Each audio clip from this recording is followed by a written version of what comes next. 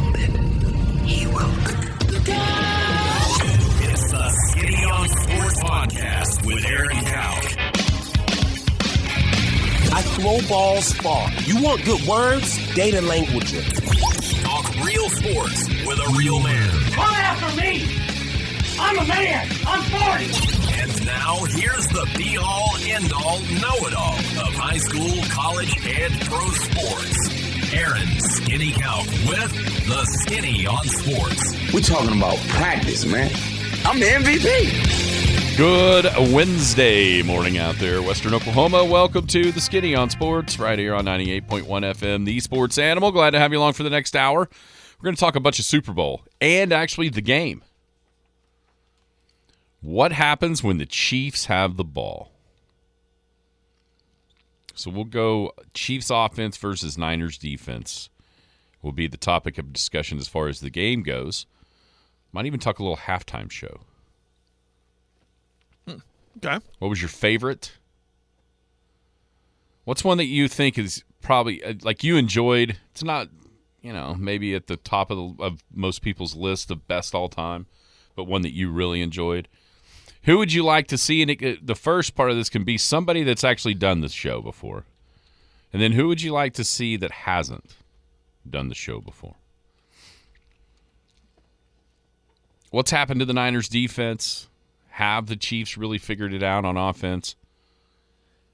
The Chiefs have actually dominated San Francisco, winning 5 of the last 6. How much does that translate, some regular season stuff, into the Super Bowl Sunday? Does it? Does it not?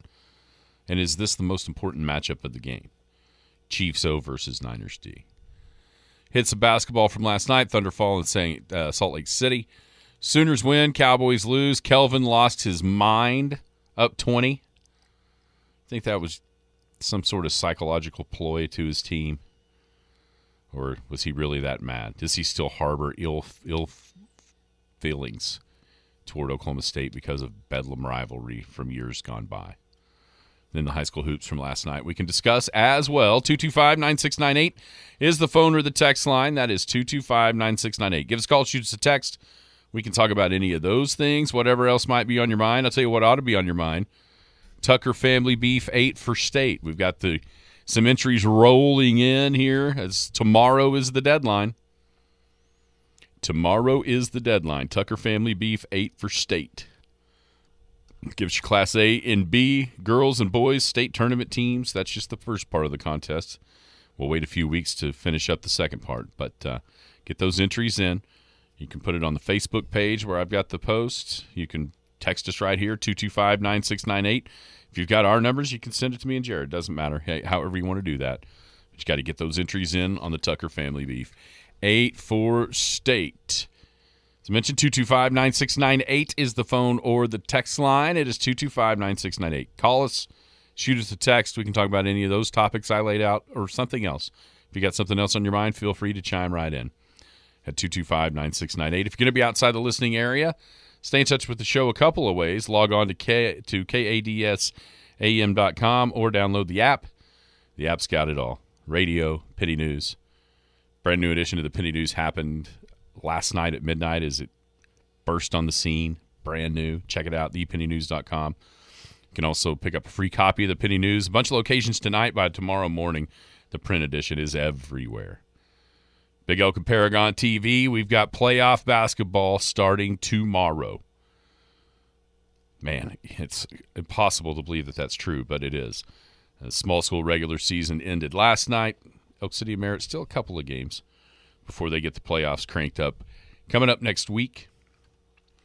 And then Skinny on Sports Podcast, you can find it any and everywhere podcasts are available. How are you, Jared? I'm well. How are you doing? I'm tired. How was your trip? It actually wasn't as bad. It wasn't too bad. I went multiple ways on the way down there. Went through Cordell, south out of Carnegie, kind of around Lake Latonka like we talked about, on the east side of Lawton, and then to Duncan from there. On the way back, I went through Lawton and Altus. I don't know if it made a hill of beans. It probably, going the way I went back at the time I went was probably a good choice, just because it's, late. And so there's no traffic going through Duncan, or through Lawton, and Altus. So maybe that's a good idea to go one way there and the other way back. But I didn't notice just a whole bunch of time difference, if we're being honest. Really? Yeah, it was going to be 12:30 or so till I got home, no matter which way I went. Because the games just drug on and on and on. 3.5 hours is a long time to be there for basketball games that take an hour and a half total. Actually, that's not true. An hour and 40 minutes, because there is the 10-minute period between games.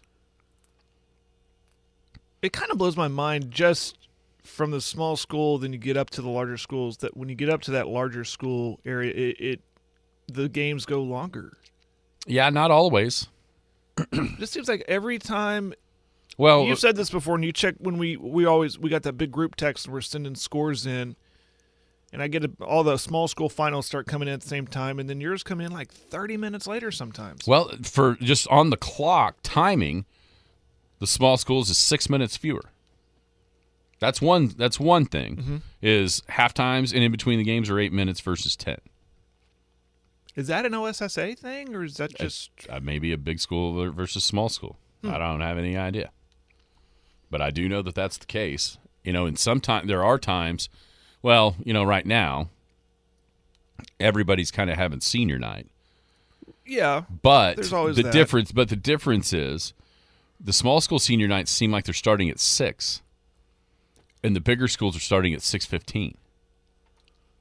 So then you can't get it done in 15 minutes, which then pushes back. You know what I'm saying? Mm-hmm. Like, I know that on Friday night that was definitely the case, even though the games were pretty quick. I was still, I was sitting there in pregame Friday night when you were at halftime of that girls' game. Not even kidding. It was like 6:55 when it tipped off, and you're already at halftime. Wow. Yeah, that's how fast those games went at. Where were you at? Your Canute and Burns Flat? Was that Flat, the game? yeah. Yeah. That's how fast those. I mean, that night you were 20 minutes ahead of everybody else in the small schools that night. I was cracking my first beer in your fourth quarter of the boys' game. Oh, I bet it was before that. I bet it was way before that. Wow, that's crazy. I do appreciate when we went to Hammond last week, they had senior night at Hammond, and they did it after the boys' game. All the parents. Oh, that's nice. And it was done. Everything was on time, and then they did all that after the boys' game. Canute did theirs a full hour before the first tip. Well, and here's another thing. Even if it starts at 6:15 in the small schools, all you're doing is basketball. Yeah. Well, Canute did everybody. What do you mean? What are you talking about, senior nights? Yes. No, they did everybody. Everybody of what? Like baseball? If you participate in a sport, Oh, okay. e-sport, everything. See, that's what happens at Elk City in the winter sports. So Yeah, you get wrestling, you get managers, you get. Yeah. Don't think they do. The cheerleaders happen during football, then basketball. I mean, there was it takes a little bit. It's still a small school. I mean, the numbers are lower, but compared to the 4A. But anyways, it always blows my mind that yours runs a little longer. Well, how'd it go? The Elkettes got as far as rankings go, their biggest win of the year. They knock off 17-3, number 13 Duncan, 39-36. It was a back and forth battle. Trying to remember, Duncan led 3-0 early. They might have had a 4-point lead at the most. And then the Elkettes, actually they led by, let's see, what was the score? I know the Elks were down 40-31. They were down 9 and then went on an 11-0 run. The Elkettes went on an 11-0 run as well at the end of the third quarter into the fourth. And that put them up. Duncan might have led by 6 at the most. Elk City, 7 or 8 was their largest lead at any game. I mean, so what I'm telling you is the game was played nip and tuck throughout the entire thing. Yeah. Both teams were pretty defensive. Duncan ran zone, Elk City ran zone, both teams long. So it was hard to kind of get the ball where you wanted to get it. once everything slowed down in the half court. But this term keeps on coming up to describe the team as gritty. And you don't. It's kind of weird because a lot of times a young team, you don't necessarily see that, but they are really gritty. And like I said, the best win, if you look at the rankings so far this year of the opponents that the Elk-Cats have played. And I know that Coach Ham probably gets tired of saying this after when he comes up at halftime of the boys' games, but it's true with a young team. They've grown so much throughout the season. It's another game that you probably don't win before the Christmas break.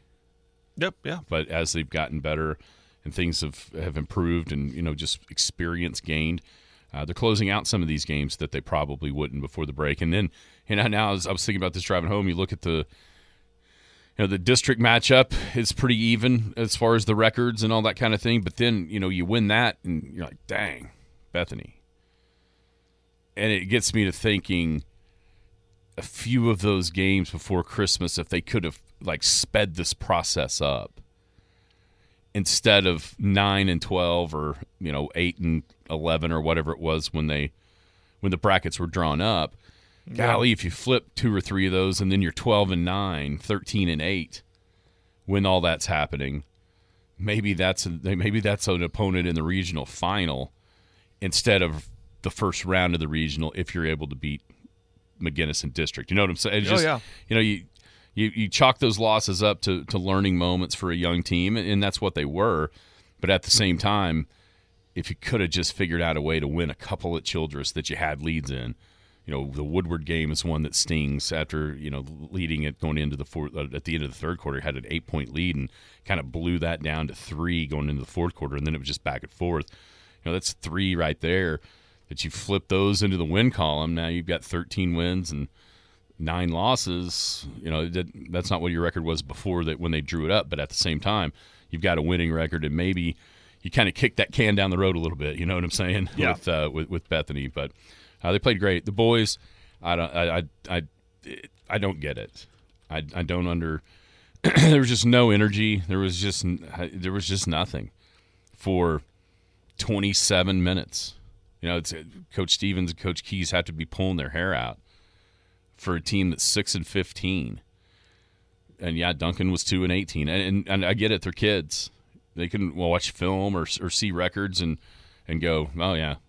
But that's teams that are talented, way more talented than the other one, can get away with just rolling the ball on the floor, not playing great, and figuring out a way to win. The Elks aren't that team. And when they actually kind of put it together defensively and quite frankly energy-wise, in the last 5 minutes they outscored Duncan 11-0, turned a 9-point lead into 9-point deficit into a 2-point lead, and then at the end just kind of gave it up. But you look at that game and you go, man, even if you play half of it with the energy and the purpose that you played the last 5 minutes, then that shot doesn't matter at the end. Mm-hmm. Because you've got them whipped, right? And that was my key to the game going in, is don't play down to the record of what Duncan is, because you're still 6-15. You're not 15-6, right? And that's what happened. Just kind of the Elks aren't good enough to let people hang around. It's just not. It was so disappointing, especially coming off the Newcastle loss, which was a rough go. But then, the couple of games before that, they really played well at Clinton. They took Bethany right down to the wire.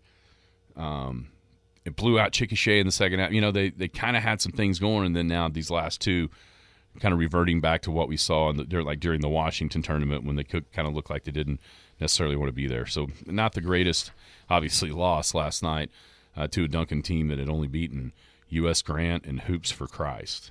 That's just and honestly, on their side, I don't know how they've got some guys that can pretty athletic, decent players, but the Elks just, man, they didn't have it from an energy standpoint. Well, darn, maybe that's a learning lesson for them. You got to play 4 quarters. You can't let up. So maybe that's something that'll maybe they'll use that as an eye opener. Coach Stevens will use that as an eye opener. Go, guys, we can't, despite the opponent, you gotta. I remember my coach telling me this way back. My baseball coach saying, we would get big leads and then we'd squander them. this is baseball. I know it's a different sport, but the point's the same. He would say, "Man, you gotta put your foot on their throat. You gotta slam the door. You can't let up." And so maybe that's something Coach Steve can always go back to. Remember Duncan. Remember Duncan. You think you got it. You think you're the better opponent. You're the better team. Just remember that how that can come and get you. So we'll see. A good win for the girls. That's good. Yeah, that's awesome. Really, really, really good win. There's no doubt about that on the girls' side. It looked like Canute just pretty well dominated twice. Yeah, career night, though, for Destiny Jackson. That was the highlight. She had a career-high 28 points, just a sophomore, so you got to feel like hopefully she can build off of that, and she did that in basically 3 quarters. Had 17 of her 28 in the first quarter. Elsewhere, Kendall Schuster had 16, 11 points from Emily Cantwell. Everybody played. Everybody got solid minutes. It was one of those workman-like games for the Trojanettes, winning 64-23. The boys, same. They won 90-42. They were without Jake Butler, out 6. So stepping in was Clay Randall, and he had 10 first-quarter points in that start. He made the best of it, and he was my player of the game because of that, because he kind of set the tone of how the rest of the game went. He came out, again, had a couple three-pointers in the first quarter, 10 of his 13 in the first quarter, and everyone fed off of that. And something I noticed, the defense was really ramped up, and I don't think it was for the purpose of just slowing down I'm air quoting here, potent Corn Bible Academy team. They're down. They're now 4-17 after last night, but I think it was for we got to be doing this in the playoffs. So after every missed shot or every made shot, they were right up in their grill, making it hard for CBA. They played really good defensively. Standout was Jackson Beck. He had a game-high 32 points. He's been hitting the three really well going back to last week at Hammond. He had 6 against Hammond. I forgot how many he had against Burns Flat. Kept it going there. He had 5 3-pointers last night. Wasn't his career high. That was last year against Frederick where he had like 36. But I kind of think he was going for it because he kept shooting threes in the fourth quarter until Coach pulled him. But that's something. He is so versatile with what he can do. Dribble drive, his floaters in the lane. Obviously can hit the three. Only got to the free throw line twice last night. So that's encouraging moving forward in the playoffs too. If he can keep shooting the ball like he has, like we know he's capable of doing it. And right now he's really feeling it. 21 points from Keaton Winery, 13 points, like I said, from Clay Randall. Very efficient night from the Canute boys. They improved to 19-6. And now they wait the winner between Arapahoe Butler and Burns Flat. They play on Friday night over in Canute in that district tournament. Of course, they'll play the winner of those teams on Saturday. 6 o'clock first game, followed by the boys. And then, so here we are. Playoffs are underway. But what a regular season. I mean, that's pretty good. The Canute girls, 21-win season, and the Canute boys, 19 wins. That's really solid, and now the second season starts. Really looking forward to it. It's going into the playoffs. I know the Hammond game for the girls, it was what it was, but it was nice to see them rebound like they have the last two against some teams that are down. But the bigger picture for me was Destiny Jackson getting back to what Destiny Jackson can do, coming off that ankle injury. Had a very slow start against Hammond, but then really started off strong against Burns Flat. Continued that last night, and we'll see if she can continue her role. So, Destiny stepping up for her team, and Jackson stepping up for his team. 2 leaders right there, and just sophomores, which is very, very encouraging. And the playoffs gonna be a lot of fun. I'm anxious to start talking about playoffs and giving our 8 for state, and I'm still kind of trying to figure that one out. Are you? Yeah, I haven't even looked. There's still some question marks for me. There really wasn't that many good games last night. It seemed like it was blowout night for the most part. Merritt just destroyed Hobart, 66-26. These are girl scores to start with. Hammond and Visay. Hammond wins 65-28. Arnett got all over Eric, 88-30. Cheyenne Raiden beat Sweetwater, 68-47. Hollis did play a close one and get the win over Cordell, 46-42. Game of the night in Leedy. Arapahoe Butler traveled to Leedy. They held a 2-point advantage with under 30 seconds to go, and here is what happened. I guess it's at midcourt. Give it to Carpenter, 24 seconds to go. Carpenter Give him to Puff. Puff. Double team. Finds Kurlock for three. It goes down for Kurlock. Rolls around for his senior. Got to get back, though. Got to get back. Avery Kurlock knocked down the game-winning three with about 11 seconds on the clock, and as you heard, Lake and Treasure both mentioned senior night for her. She hits the top of the key three. It kind of rolled around the right side of the rim, bounced up, hit the glass, and went in. So Kurlock hits the game winner for Leedy as they beat Arapahoe Butler 48-47. That's girls' side. Boys' side, you mentioned Canute 56-24. Win over Corn Bible Academy. Let's get down here to the finals. Here we go. Hobart beat Merritt 57-24. Leedy beat Arapahoe Butler 53-38. Arnett clipped Eric 41-40. Hammond got all over Visay 81-50. Cheyenne Raiden 76. Sweetwater 41. So those are the final scores on the final night of small school regular season hoops. You can watch them all on Paragon TV. In the college game, Oklahoma got a much needed win at home over BYU. The Cougars came in number 21 in the AP poll, but number 7 in the net rating, which that's going to be one of those things that is looked at for tournament time. You know, kind of getting a more analytical gauge of a team's strength instead of somebody's eyes voting for them. 82-66, the Sooners win. Not surprised with what happened yesterday. The news, obviously, of Toby Keith's passing. I thought that was really cool what they did in his normal seat right down on the baseline next to Joe C. with his hat and his guitar and a red Solo cup with the logo on it. Porter Mosier came into the post-game news conference with a red Solo cup filled with water. He said he wished it was something else, but it was water. Milos Uzan was awesome. And he's a guy that's kind of been, you know, when think about when it was portal time at the end of last season, there were two guys that you felt like Oklahoma had to keep hold of. He was one, Otega Owe was the other.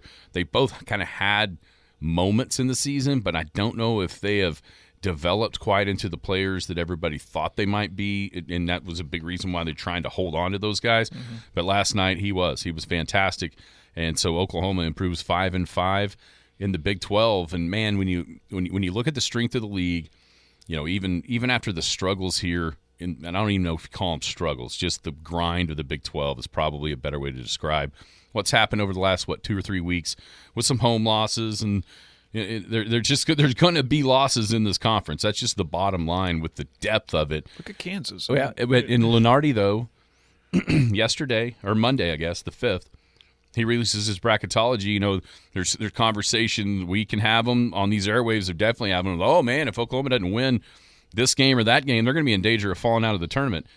He still had them as a 6th seed. Yeah, are they? Yeah, that's the crazy part. But it's hard to wrap your mind around. This is so much different than it's ever been. Because, yeah, I mean, you look at OU, they're 5-5.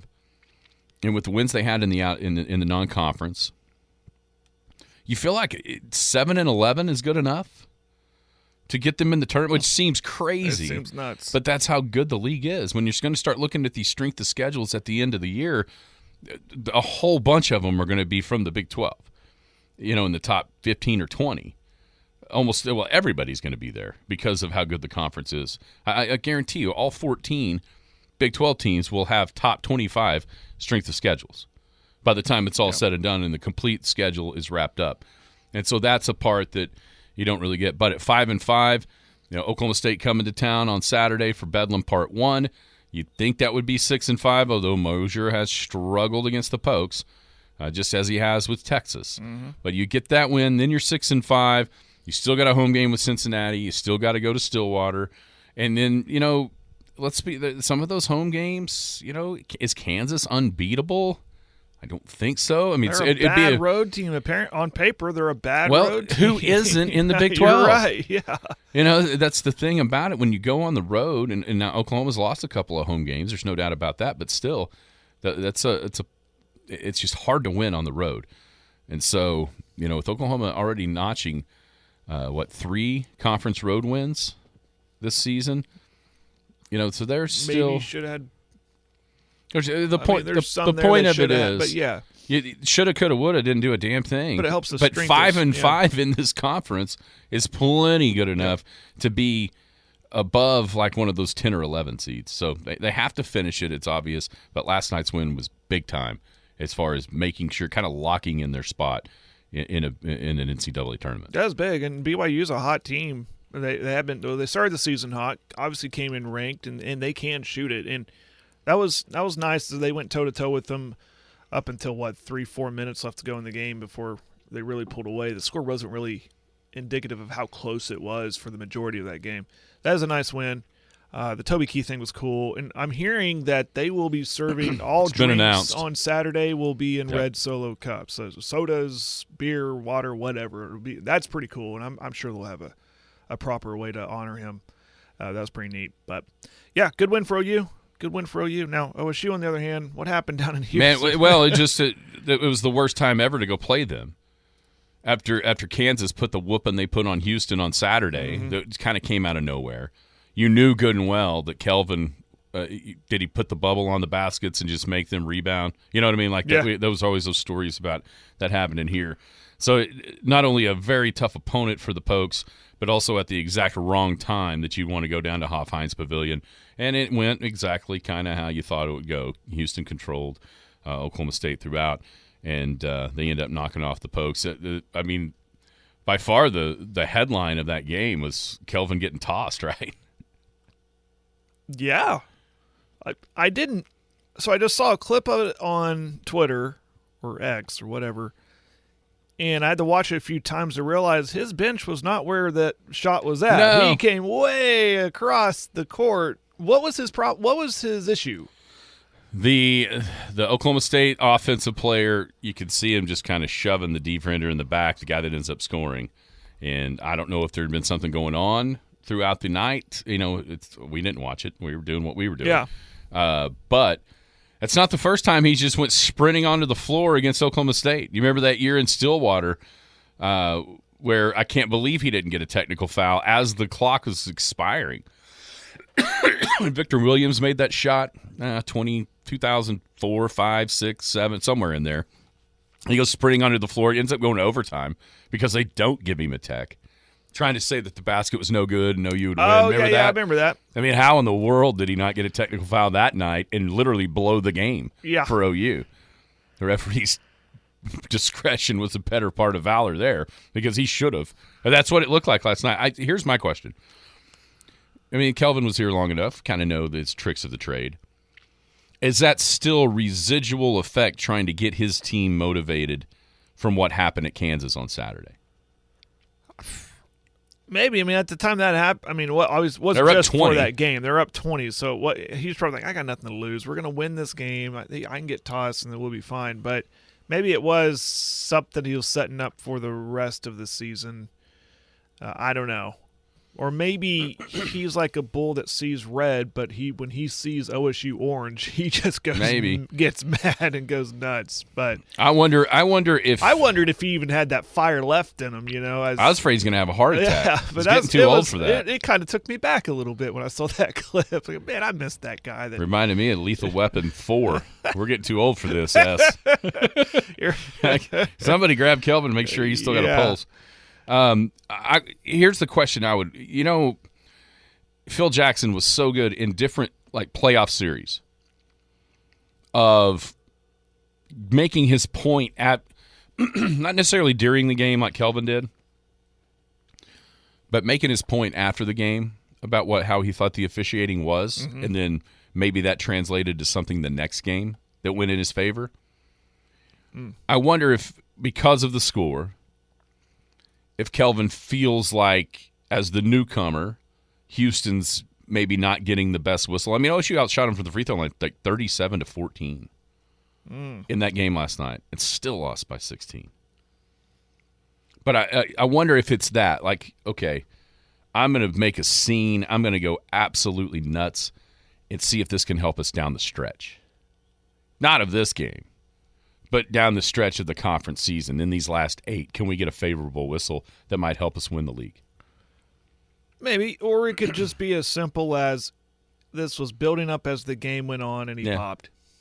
It just didn't matter if it was a elementary game or elementary school game or a game in the Big 12. It was just something he saw, and his fuse just was done, and he just popped. It definitely did that.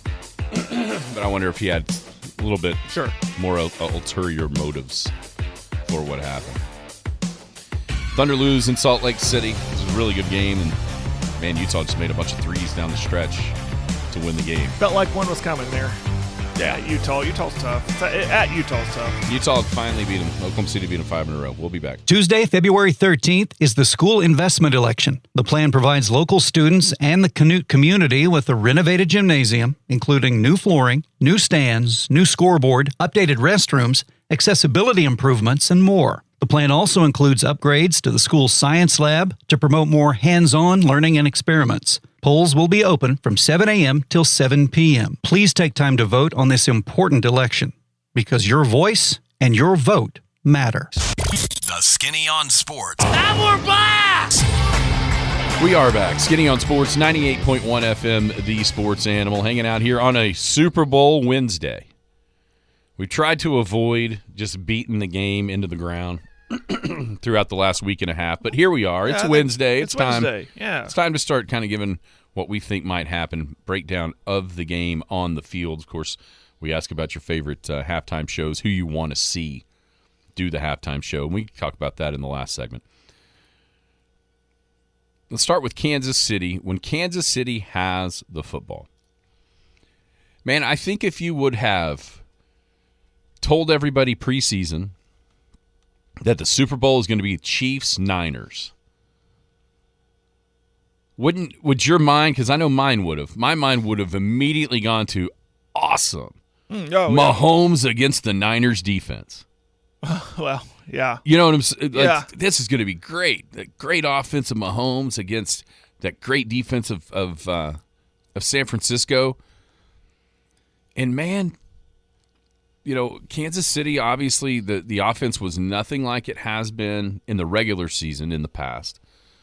Right in the middle of the pack in the league at 15th at 21 points a game, almost 22, just a little under 22 points a game.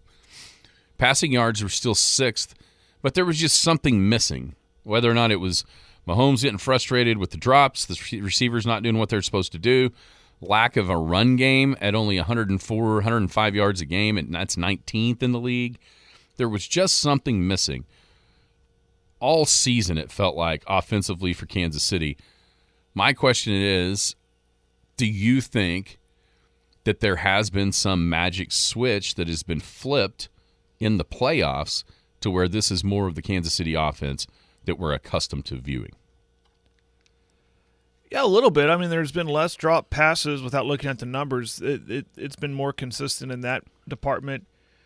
And I think really, and I go back to the AFC Champ game where their defense set up their offense to set the tone for that game early when they got Baltimore to go 3 and out, and then Kansas City went and drove down the field. Albeit it was a very low-scoring game, but that sequence right there, and here I go again talking about setting tones, that set the tone for Kansas City. So the offense, they almost did just enough in that one drive to win that game in a weird way, and their defense did the rest. But to answer your question, I think it's better than what it has been in the regular season because they're not dropping the passes. They're not faltering opportunities. So maybe they have turned it around. Maybe they have flipped the switch. Or maybe they just, like, in the regular season, it's let's just get to the playoffs, and then we can really turn it on because they're so accustomed to it. They're so used to it, especially Mahomes. I don't think Mahomes has necessarily, outside of his numbers, played bad in the regular season. Do you? No. He's fine. He just wasn't what he's been. You know, he threw more picks, less touchdowns, took more attempts to get the yardage. I think it's a fascinating question because have they looked better? Yeah, I guess. 23, a little over 23 points a game in the playoffs versus 22 in the regular season. So there has been an improvement. But, I mean, think about that Baltimore game. what was it, 17-7 at halftime? Yeah. In years past, it doesn't take Zay Flowers fumbling the ball at the half-yard line to win that game. Right. That offense would have continued to control the clock, continued to control the way that game was played, and put points up. They didn't score a point in the second half, and that I talked about it yesterday. Second half scoring for Kansas City has been abysmal. Just barely over a touchdown a game, a touchdown each second half per game. In the playoffs, 24 in 3 second halves, so that's kind of on the same average, a little bit better at 8 points. But I think this is it's amazing battle between what you thought all year and what you're thinking recently about both of these teams.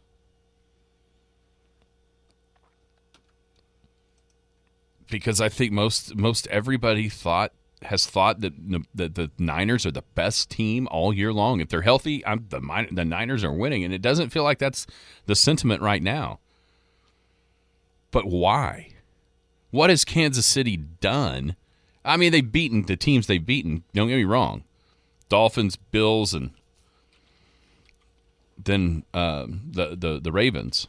They've beaten better teams than San Francisco has to get here. I don't think there's any doubt about that. And so maybe that's just is Kansas City. Mahomes is going to do what he has to do, not turn the football over, let the defense work, and this is just a different version of the Chiefs that we're not really accustomed to in this Andy Reid, Patrick Mahomes run. But it's still winning. It's still effective. I don't think that Kansas City's offensive issues from the regular season have been magically swept away. I don't think that they've figured everything out. They've run it a little bit more, which has been nice. Their offensive line injuries and a little bit of a struggle, but they've done it. To me, this isn't the most important part of this game. It isn't the best matchup on the field coming up on Sunday. We thought it should be, but I don't think it is. I think it's the other side.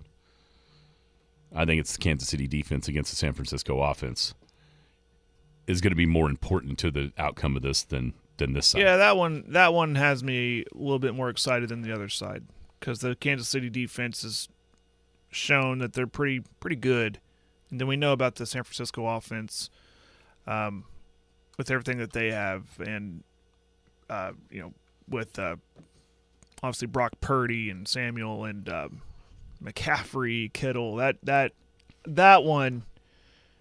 If Kansas City's defense has trouble slowing them down, then we could have a really high-scoring game. Could we? Are we sure? Are we sure Kansas City can keep up?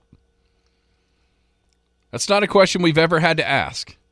Are we sure Kansas City's offense is good enough to keep up? I will keep falling back to I'm not betting against Mahomes until he proves me otherwise. So it's because when they need him to step up, when they need an answer, he always more often than not answers. He always provides. So whatever we think about that Kansas City offense, whatever, but if they're down a score and they need a score to give their defense a chance to make a stop, all of a sudden they're putting together a drive because of Mahomes.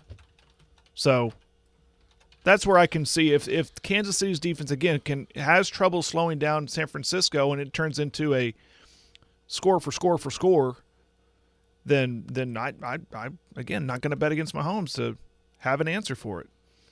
That's where it could be a high-scoring game. Isn't that high-scoring by standards of NFL? Let's say something like, and this is not my prediction. Please don't. I'm not putting this in cement, but something like 34-24, 34-27. 35-28 Niners would be awesome for me. I can tell you that right now.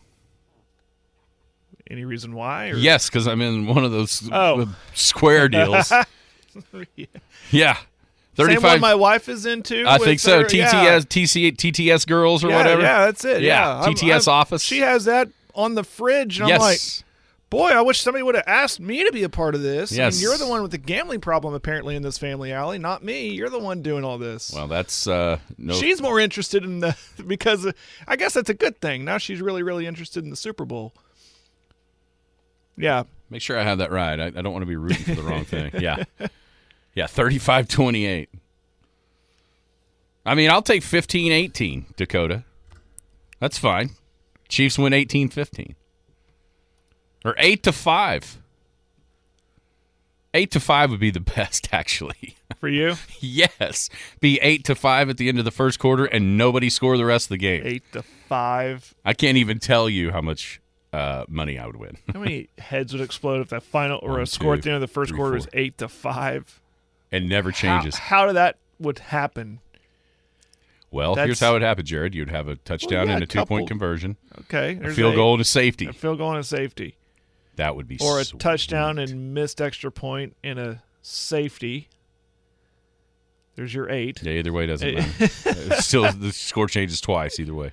Unreal. So that'd mean the score would change 4 times. I can do the math right quick. That would be you would have a happy skin man in here on Monday if that happened.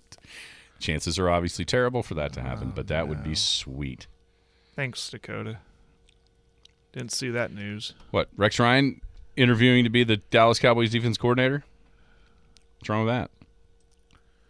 I don't know. How long has he been out of the game? Were you hoping for Bill Belichick? No, I don't know what else. I was figuring it was going to be Belichick and Saban double teaming the job of defensive coordinator for the Cowboys. Getting the band back together. I'm teasing. Do you think the regular season success that the Chiefs have had over the Niners? I think they won 5 out of 6, and that offense has been pretty good. Does that translate anything here? Do they just kind of is it one of those they just kind of have their number, or are we already seeing it? What happened to the Niners defense? What has happened? I don't know. But my question was, are we already seeing that edge with the Niners? And we talked about it yesterday with their whining, complaining about practice conditions and everything in between. Do they already kind of have that? Is Kansas City living in their heads rent free right now? Maybe. Still griping about calls from the last time they played in the Super Bowl. Yeah. You know, I think every team. This may not be true. I heard this sort of stat. Something about if you play both 1 seeds, those teams have won the Super Bowl like 4 or 5 times. I think almost every time. Like Kansas City beat the 1 seed to get there, and now they're playing the 1 seed in the NFC. Teams that have done that have won. You know, Andy Reid has this amazing record off buys in the regular season. But it's when his team has a bye and the other doesn't. He's like 28-3 when his team has a bye, the other doesn't. But he's like 2-2 when everybody's got a bye, which this is essentially what this is. Everybody has a bye week with both teams. But I don't know what has happened to the Niners defense. You look at 7, 23, 12, 16, 10, 17, 17, 17, 3, 14, 13, 19, 16. Point totals given up. Mm-hmm. You know, that goes clear back into, for sure, October. And then you got 31 and 21 here in the playoffs. Maybe that's just it. These are playoff-worthy teams that are better prepared. Yeah, and I don't know. That's a decent point because outside of the Cowboys, who they beat 42-10. Oh, that was backwards. Hang on a minute. Still fairly similar. I went from the first of the season to the last. Sorry, but anyway, 20-10, 19-29. That's the Cardinals, which that was a blowout. So you don't know how many of those were garbage time. 16, 19, 13, but. The closer ones to 20, or that did get to 20, were the teams, 33 to the Ravens, 21 to the Rams. Those are the teams that made the playoffs. So maybe these cracks were coming in the San Francisco defense all along. So you think it's going to be 30-something to 30-something? No. What do you think it's going to be? 30-something to 20-something. Like But low 30s to like high 20s? Something like that. I'm. It's Wednesday. Who does that It's Wednesday. favor? We're going to pick this Friday, right? Can the Chiefs win a game that high scoring? If that's the score, if that's the scoring that favors Kansas City. You think so? Mm-hmm. Why? Because they're scoring points. If that's the score that's happening, that means they're scoring points. Yeah, see, I think the offense is moving. I'm gonna say exactly the opposite. Exactly the opposite, because that's the way the Niners have played. Mm-hmm. You know, you're talking about the third best scoring team against the 15th best scoring team. So in that my mind is the Niners are scoring, they're ahead, and the Chiefs are trying to catch up, right? Because they can't really keep up. And that's where I think if you're a Chiefs fan, that it gives you hope, because if that is the case, I think if you're the Chiefs, you want this to be 21-17. I'm always going to go back to it. If they're scoring points, and you better be ahead at halftime. It puts the pressure on the 49ers. We got to keep scoring points because we can't stop these guys. And then if they just falter on one drive, oh no, we just gave the ball back to Mahomes. Here comes his Super Bowl winning drive. It's funny. Everything you said about Mahomes is exactly what Purdy's done in the playoffs. Yeah, it is. You know, it's kind of crazy. But on the text, I think a big part of why it seems like the public is leaning Kansas City is simply Mahomes versus Purdy. Yeah, that's I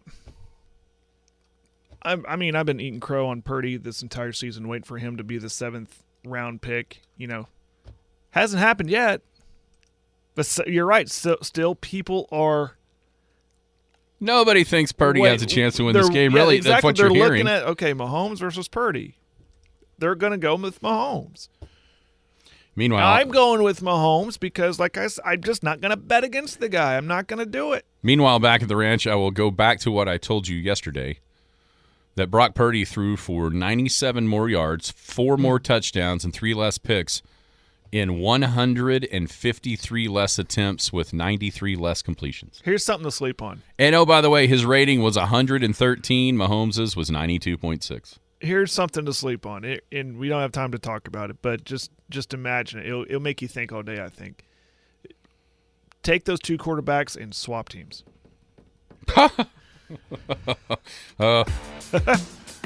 One of them ain't there. One of them ain't there. When you put it like that, it's like, I mean, it tells you how good Mahomes is. Do you see what I'm saying about Purdy and his... Yeah, but he's a good quarterback, but he's a damn good quarterback. And the only reason, yes, he's got weapons. Yes. Okay, but that doesn't mean he's not making the throws. Purdy has been better than Mahomes this season stat-wise. Hey, Western Oklahoma schools, listen up. How would you like to win a $5,000 interactive smart display for your school? Thanks to Video Reality, an audio-video business in Oklahoma City, you could be awarded one. Here's how. From now through February 28th, anyone can text in 1 time per day through the entire promotion. The winner will be announced during our live coverage on the ParagonTV.com and Cool 94's coverage of the Saturday, March 2nd Class A and B basketball championships. Here's how to participate. The text line number is 580-225-9697. And in the text, simply type in the one-word name of the school you choose to support. We are so proud to partner with Video Reality that through their gracious gift in this promotion, some lucky school will be awarded a $5,000 interactive smart display. Remember, send a text to 580-225-9697. Type in your school's name. It can only be one word, and send it. Limit is 1 vote per day per phone number. Good luck. Video Reality, your audio, video, and control experts. The Skinny on Sports. No. Welcome back, Skinny on Sports, 98.1 FM, the Sports Animal. Wrapping up a Wednesday, talking Super Bowl. We hit the halftime show. Real quick. Blind comparison. Okay. It's not really blind since we've been talking about him, but one of these guys in this game playing quarterback was 5th in yards, 4th in completion percentage, 3rd in touchdowns, 1st in QBR, 1st in quarterback rating this season. The other was 6th in yards, 9th in completion percentage, 8th in touchdowns, 8th in QBR, 14th in rating. And it's not the ones you think it is. The first guy in the top 5 of every single statistical category for the season at playing the quarterback position in the NFL was Brock Purdy, the guy that was 6 to 10 or even outside the top 10 was Mahomes. But I understand. I understand I'm not betting against him because you've seen it. Mm-hmm. You've seen it happen so many times. So many times. Yes. But I don't think. I mean, do you think this quarterback matchup is closer or further away than the first time these two teams played with Mahomes versus Jimmy G? I think they're closer, don't you? 100%. And the argument could be made that if Jimmy G could have won that game, should have won that game. Yeah. Now, it's a younger Mahomes. I get it. His first time on the Super Bowl stage. He's now, I mean, you know how I know. He's a vet. You know how I know they've had a pretty good run in Kansas City? How's that? Mahomes, this is his 6th year as the starter of the Chiefs, and he commented that he's going to do his normal Super Bowl routine. Not just his normal routine, his normal Super Bowl week routine. Wow. With his 4th time there. So I thought that was pretty funny earlier this week. All right, let's look at. Don't read that text. Oh my gosh! Don't read that text. No, I mean, my right arm is gold. My right arm is absolute gold. There's no doubt about it. I could play quarterback. I could probably play quarterback for the Chiefs too. It's just that Pat won't let me. Whatever. Okay, Andy. His wife won't let you. Whatever, Andy. Why don't you go have another cheeseburger at Five Guys? That's what he said one of his favorite cheeseburgers was. That was come out of the media day. All right, halftime shows. What's been some of your favorites? Oh, just off the top of my head, 1993 Michael Jackson, 06 Rolling Stones, 08 Tom Petty. I was look at the list here. 10 The Who. I really enjoyed Bruno Mars and Red Hot Chili Peppers. I did too. I got that one. I like Justin Timberlake back in 2018, not the one where he pulled the thing down. That was Gabe's favorite. Yeah, I know. And the most recent one, the Eminem, Dr. Dre, Snoop Dogg. Yeah, the West Coast rappers. Yeah, so those were the ones that stood out to me. I found a list. And Dollar. Man, there were some dud Super Bowl halftime shows. They had like these themes and stuff. It was ridiculous. Like they had the Blues Brothers, like with John Belushi, or not John Belushi, but Dan Aykroyd. Dan Aykroyd. And I'm like, really? He performed a Super Bowl? Godfather of Soul was there with that one. Was James it? Brown, I think. Well, but you could tell how old I am with those picks. I mean, everyone remembers the Michael Jackson one. That was one of the biggest ones ever. And I like the classic rock one when they went back to that after that whole scandal situation when the Rolling Stones, Tom Petty, The Who, that was cool. Prince, McCartney was in there. Good. Bruce Springsteen was in there. They just missed my list, but those were good. Yeah, I mean, but you're right. Well, as soon as that happened, then it was like, all right, we got to get old dudes that sit there and play guitar. Yeah, and not play arenas on a. We're not going to have the basis. chance to see what we saw. Yeah, we don't want to see that with Janet those guys. Jackson. Yeah. Yeah. Think about what you might. That's earth shattering. How about you? Yeah, I liked the rap. The West. I mean, it's just like it just brought people our age back to like their junior high days or what have you. One that I really really like, and it's probably here's the deal. I think I like everything about this game because of the situation, because of how good the game was, because of what it spawned, because of what it ruined. And then the halftime show to boot was right there at the same time, was U2. Yeah. U2 did the Rams Patriots. I should have put that 2002 was when it happened. Yeah, some bands and some artists are just made for big arenas like that. And that, U2's one of them. U2 being the halftime show of that game that spawned the GOAT, Tom Brady, began his legacy. Kurt Warner and that Rams team seemed unstoppable back then, and then that was it for them. Just kind of whisked right off the stage. And U2 being there, that's probably puts them a little bit higher, but I always liked U2's music as well, so that's part of that. Interesting. Who would you like to see in the it doesn't necessarily have to be somebody that hasn't done it category? Mine, you said him, Timberlake. I would be okay if Timberlake did the show every time. He's an entertainer. I really would. And you can almost pair him with anybody. That's right, because you can get literally anybody to hang with Justin Timberlake. Yeah. Yeah, I'd like that to see him again. There's some that have just gone on that I'd like to see again. Like Tom Petty, I thought was great. Love to see that again somehow. Jared, I don't think you're ever going to see that one again. No, I know, but I'm saying maybe his hologram. Yeah, well, you never know nowadays. Do you want people who haven't played, or just people who have played? I mean, have played. It doesn't necessarily. Now there is going to be. Okay, who do you want to see that's never done it? Well, I'll go from like the most obscure to my number one. Number one is a no doubt. We have the same one. Guaranteed. And that would be? The Foo Fighters. Absolutely. Yeah, I knew that was going to be the same. There has to be a story behind that why they've never done it. Because they're weird. They keep saying no. Probably. I mean, Dave is a weirdo. I think he'd love to do it.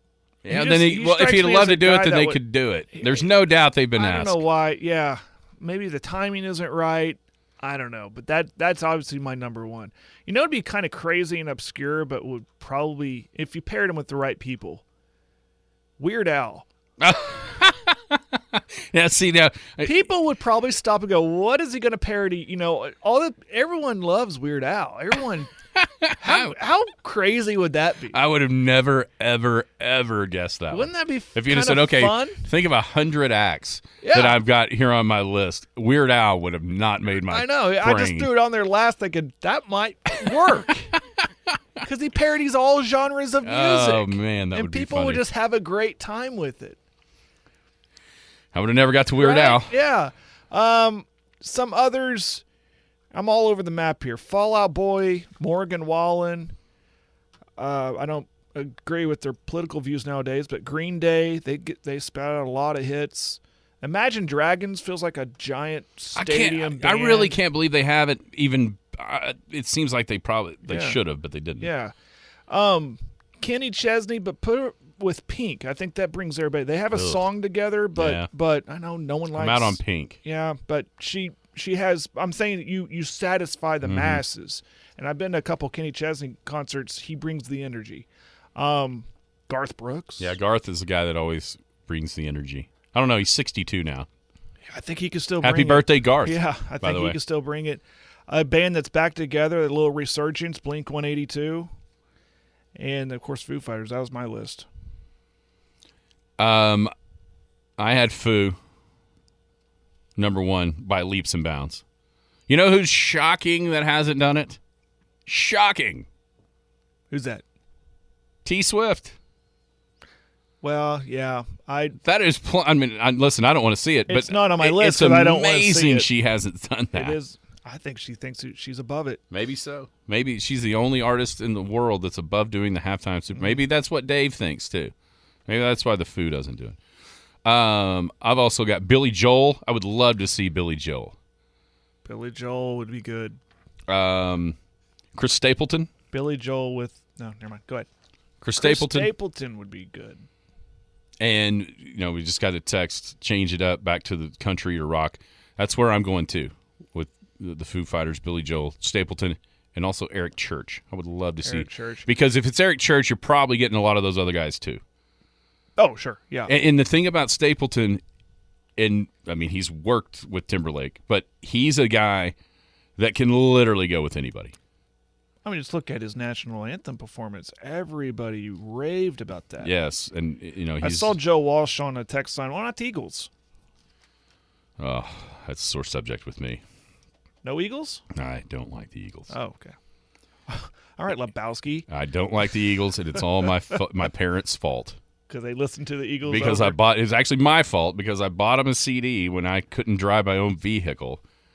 And for the remainder of my life in the minivan, before I can get out of that thing, that's all we heard was Hell Freezes Over. Oh, great album.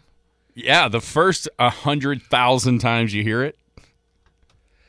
Their latest live album is excellent. I really liked the Eagles, too, until I made that vital mistake of buying that album. CD. Vince Gill jumped on with them. Yes. Not bad. Vince, to try to recreate the Don Henley sound? Not Don Henley. The late... I wasn't trying to recreate... Was Don Henley not on the Eagles? No, it's Oh, I am ashamed. I cannot. He passed Glenn Fry? away. Glenn Fry. He passed away. Is Don Henley still with them? Yes. Oh, Yes. he is? Yes. So they go back. Those high-pitched voice goes back and back, Well, back and forth? Vince Gill jumped in, and he does most of the Glenn Fry stuff. Oh. I just assumed because But of the and pitch of his voice. also Glenn Fry's son he was doing joined the band. Don Henley parts. Yeah, you need to check out their latest live album. It's really good. Yeah, no really, thanks. really good. Is it the same songs? Yeah, but again, there's the Vince Gill twist to it. He'll take the lead on some of them, and it actually sounds really good. And even his son singing, Glenn Fry's son, who sounds almost just like him. It's pretty good. George Strait, that's a good one. Oh, yeah. Who doesn't want George to sit on a stool and play the guitar and sing? He does. I don't know that George's energy is high enough for the Super Bowl crowd. The entirety of it. Yeah. It'd be good for me. I'm with it. I'm totally with it. I think the consensus here, you can't go wrong with classic rock. Yeah, Foo. A lot of people enjoy Chili's. I love the in Chili's. some form or fashion classic rock. And nowadays, 90s bands are classic rock, so you can kind of throw those in there. Yeah, that's true. There's a wide. How about Creed? You know what? Did you see they announced a concert? They're going on a tour, and they're coming to the Paycom in Oklahoma City. That's why I was asking about those dates. My wife was kind of curious and going. They're there with Three Doors Down. Man, I heard a song last night, and I'm not ashamed to say, on the way back, I can actually tell you right where I was on the road when I found a difference. I was just kind of flying through stations, and, it was late at night, and so I settled on, I was on KECO, actually, and then it was right there at kind of the midnight. Mm-hmm. So it started doing a bunch of whoa, whoa, whoa. Yeah. This is how you remind me. Oh, Nickelback. You want to talk about rocking. Nickelback. It was awesome. You love or hate them. People loved them. Love them or hate them. Brooks and Dunn. Brooks and Dunn. Brooks and Dunn, killer. They're coming to the Windstar in May.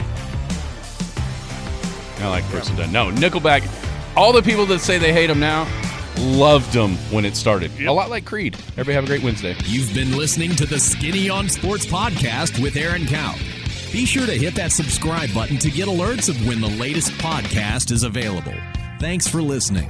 That ball is blistered to right. Way